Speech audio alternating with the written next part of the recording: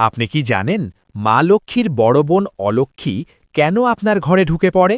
অনেকে ভাবেন এটা শুধু পুরাণের গল্প, কিন্তু এর পেছনে লুকিয়ে আছে জীবনের গভীর এক শিক্ষা। দেবী অলক্ষ্মী হলেন দারিদ্র্য ও কলহের দেবী। তিনি সমুদ্র মন্থনে লক্ষ্মীর আগে আবির্ভূত হয়েছিলেন। তাই বড় বোন হিসাবে লক্ষ্মী যেখানেই যান, অলক্ষ্মীও সেখানে অধিকার দাবি করেন।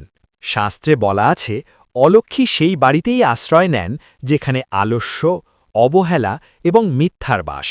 অন্যদিকে মা লক্ষ্মী সেখানে যান যেখানে পরিশ্রম, শৃঙ্খলা আর সততা আছে। অর্থাৎ আমাদের অভ্যাসগুলোই হল অলক্ষ্মী।